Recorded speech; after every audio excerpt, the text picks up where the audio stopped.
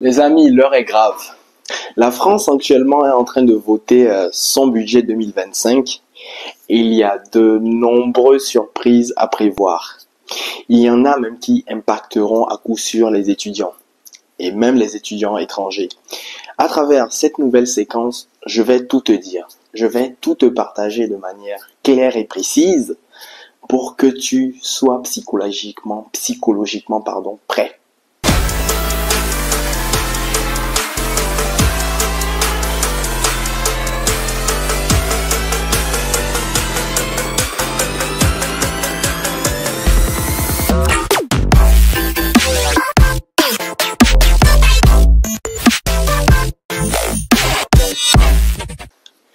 L'État en français est endetté. Actuellement, le déficit est de 6,1% par rapport au PIB. Le PIB, tu le sais, c'est la richesse produite par les différentes activités, les différentes entreprises. C'est l'argent que l'État arrive à dégager, la richesse. Il se fait qu'il y a actuellement un déficit de 6,1%. Et l'objectif de l'État est de passer de 6,1% à 5% par rapport à son PIB. Parce que si l'État continue à aller à ce rythme, d'ici décembre 2025, on sera à plus de 7%. Et pour pallier ce défi, l'État a décidé de mettre en place des mesures qui vont impacter l'ensemble de la population française. Et à cet effet, l'État a prévu réduire les dépenses. Et les dépenses à cet effet vont sérieusement impacter les étudiants. La première mesure que l'État compte prendre, c'est baisser le plafond de remboursement de la sécurité sociale. Cela voudrait dire tout simplement que si déjà la sécurité sociale qui rembourse 70% des frais de soins, si elle devait te rembourser à la base 10 euros, aujourd'hui avec la baisse que l'État prévoit du plafond de remboursement, ce montant pourrait être 5, pourrait être 4, pourrait être un peu plus. Mais cela sera toujours inférieur aux 10 que tu avais l'habitude de percevoir.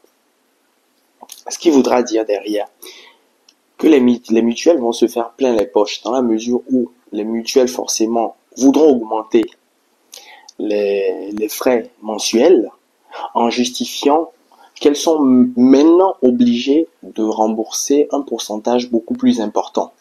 Donc si la mutuelle qui remboursait 30%, aujourd'hui devait prendre la différence liée à la baisse du plafond de remboursement de la Sécu, cela pourrait passer de 30 à 40, à 50, à 60, etc.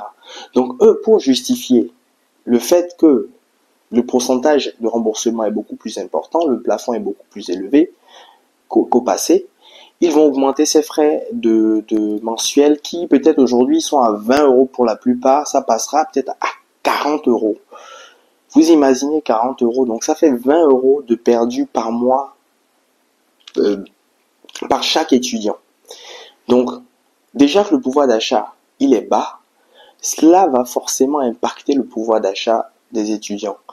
Et le parti de Jean-Luc Mélenchon l'a bien justifié par rapport à ce qu'on pouvait faire avec 5 euros quand l'État a décidé de réduire l'allocation de 5 euros. Avec 5 euros, on peut déjà faire beaucoup de choses. Donc, qu'en est-il de 20 euros? La deuxième baisse de dépenses concerne la réduction, voire même la suppression des subventions versées aux entreprises dans le cadre du contrat d'apprentissage. À ce niveau, l'État est conscient du bénéfice qu'apporte un apprentissage, un contrat d'alternance à un étudiant. Ils en sont conscients, ils voient les résultats, ils voient que derrière chaque contrat, il y a une possibilité d'embauche de l'étudiant. Et ça se passe régulièrement. Mais à ce niveau, ils ont décidé de ne pas supprimer tous les financements, mais de revoir à la baisse la subvention liée au contrat d'apprentissage des étudiants qui sont déjà diplômés, qui sont déjà normalement compétents.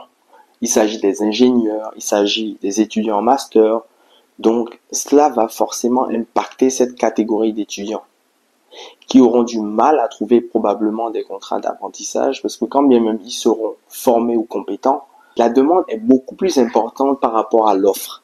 Ça voudrait dire qu'il y a beaucoup d'étudiants candidats, mais il y a peu d'entreprises prêtes à faire le sacrifice ultime de recruter un ou plusieurs étudiants. Déjà que la subvention est un élément motivateur, là, le ramener à la baisse va forcément décourager plus d'un. Et il y aura de plus en plus d'étudiants qui auront du mal à trouver des contrats d'apprentissage et vont devoir se tourner sur un stage qui est mal rémunéré. Et derrière, forcément, ça risquerait de réduire le pouvoir d'achat de l'étudiant qui, de base, aurait pu prétendre à 1002, par exemple, passerait à 400 ou 500, voire 600 euros. Donc, c'est des mesures qui vont derrière sérieusement jouer sur le pouvoir d'achat des étudiants.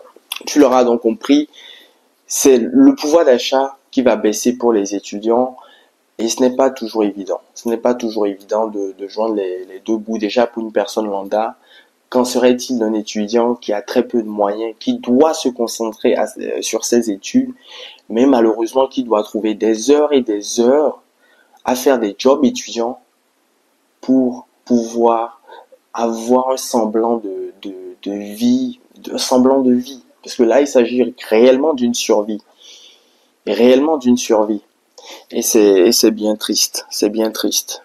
Mais que peut l'État au final? Parce que l'État doit forcément derrière penser à réduire la dette. Sinon, c'est nos petits-enfants derrière qui vont devoir trinquer. Bref, c'est la fin de cette nouvelle vidéo. Passe une bonne soirée ou passe une bonne journée en fonction de là où tu es. Et en attendant la prochaine vidéo, prends soin de toi et à très vite. Ciao.